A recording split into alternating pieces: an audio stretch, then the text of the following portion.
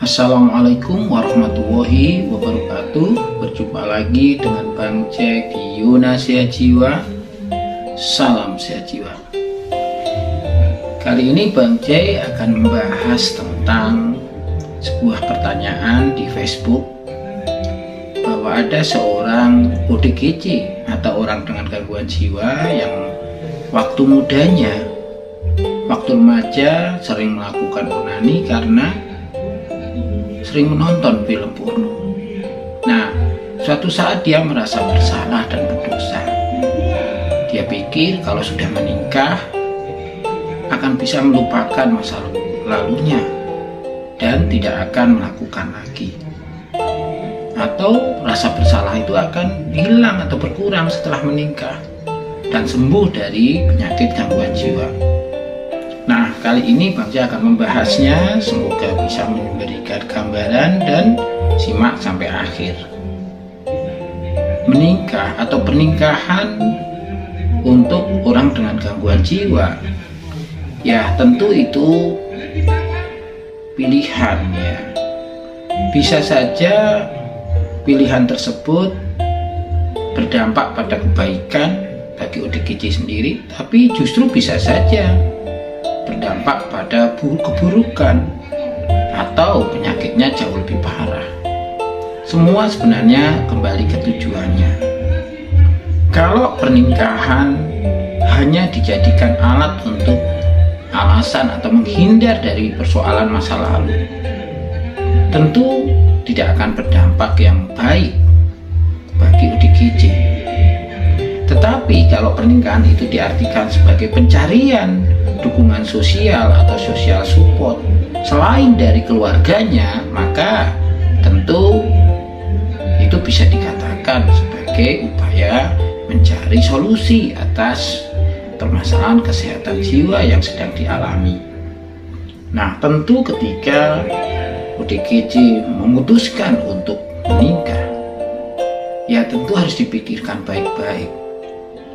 Apakah calon atau pasangannya mengerti masalah kesehatan yang dialaminya, atau bisa menerima kondisi tersebut sehingga mau belajar cara merawat, cara memberikan dukungan yang tepat kepada ODGJ atau pada pasangannya yang mempunyai masalah kesehatan jiwa.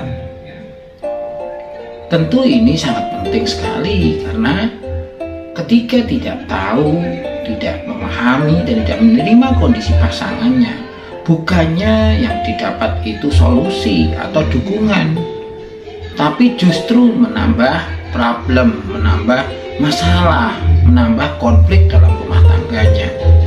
Tentu pasangan ketika bersedia menikah dengan ODGJ punya harapan yang luar biasa, punya hidup bahagia, punya kesempatan untuk memperoleh keturunan. Tapi karena pasangannya itu orang dengan gangguan jiwa, bisa jadi kalau waktu menikah itu berbohong atau tidak jujur, setelah menikah ternyata ODGJ ini kambuh.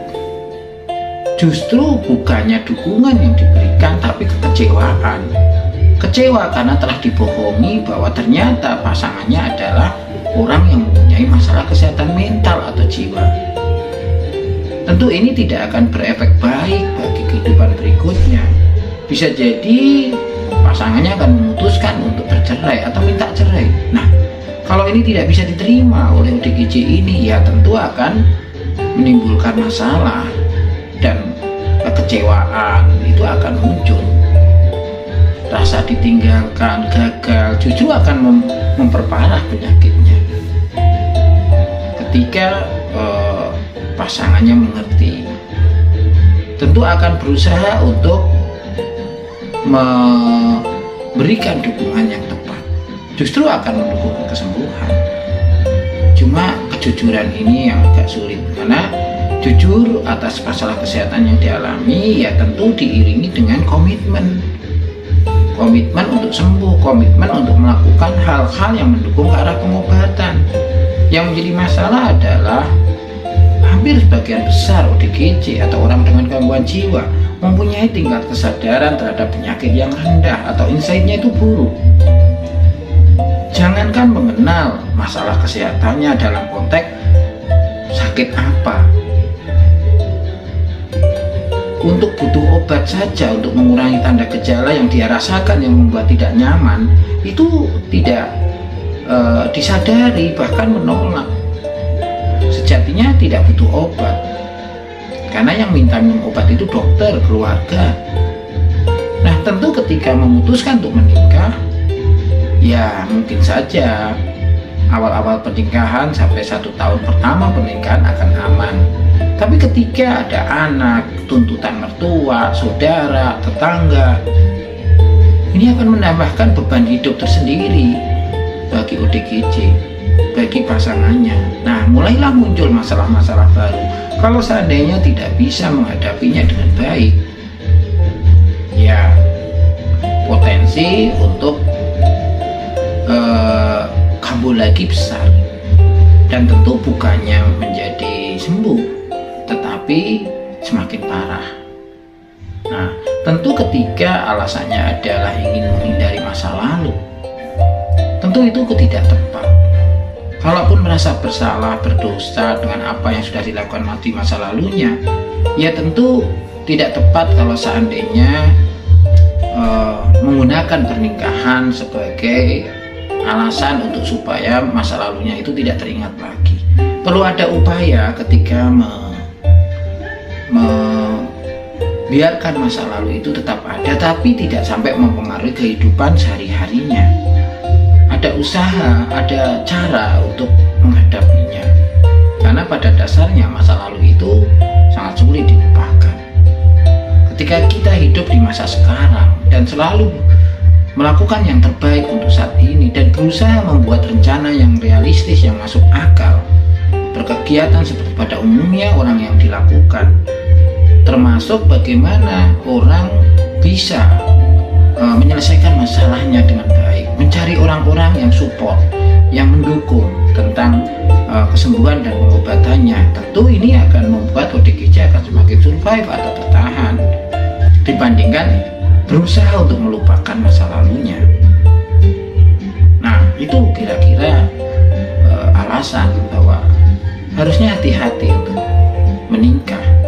Pastikan pasangannya tahu dan memahami, menerima apa yang terjadi pada calon suami atau calon istrinya. Dan keluarga besar harusnya support dan tidak memaksakan kehendak. Kalau memang harus jujur, ya jujur. Jangan berbohong, daripada di kemudian hari ada masalah. Ya resikonya mungkin rencana pernikahannya gagal atau minta putus kalau lagi pacaran. Cuma kan kalau niatnya baik, ya ingin rumah tangga, ingin sembuh, mendapatkan dukungan sosial dari orang-orang sekitar, khususnya calon pasangannya, ya harus jujur. Bang J yakin suatu saat tetap akan ada jodoh. Cuma waktunya kapan, ya tergantung dari ODGJ sendiri, dari yang bersangkutan, bagaimana berkomitmen untuk berobat, untuk sembuh. Nah, ketika itu terjadi, ya tentu akan tiba saatnya. Nah, yang pasti adalah ketika memutuskan untuk menikah, ya bekerja, berkegiatan, karena salah satu ciri sehat jiwa adalah merasa sehat dan selalu bahagia. Bahagia itu pastinya ya berangkat dari bersyukur. Dia mensyukuri apa yang dimiliki, apa yang dipunyai, apa yang mampu dia lakukan, dan berusaha untuk bekerja dan produktif. Ketika itu terjadi, ya orang-orang sekitarnya akan melihat bahwa walaupun sudah pernah ada riwayat gangguan jiwa, tapi tetap berusaha untuk seperti yang lain, walaupun masih tetap minum obat atau rutin minum obat. Jangan berpikir bahwa ketika sudah kerja, sudah menikah, obat itu akan ditinggalkan. Suatu saat, baik di tempat kerja maupun di tempat lingkungan sekitarnya ataupun kehidupan dengan pasangannya yang baru, ada masalah, dan satu masalah bisa jadi bisa diselesaikan, tapi mungkin saja berikutnya ada masalah-masalah yang lain, walaupun kecil tapi banyak, dan tidak sanggup untuk menghadapinya sehingga jatuh dalam situasi krisis. Nah, Nah, tentu ini kalau sedang tidak dalam pengaruh obat atau minum obat bisa fatal. Iya, kalau pasangannya mengerti dan mau memberikan dukungan yang tepat, memberikan pendampingan psikologis.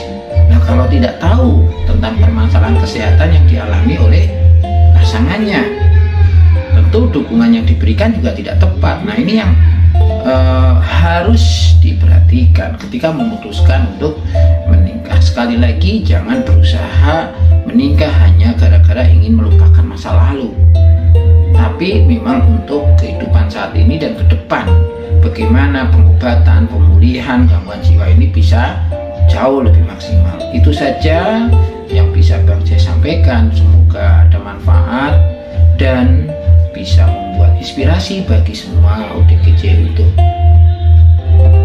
berkomitmen sembuh dan pulih. Itu saja. Wassalamualaikum warahmatullahi wabarakatuh. Sampai jumpa lagi.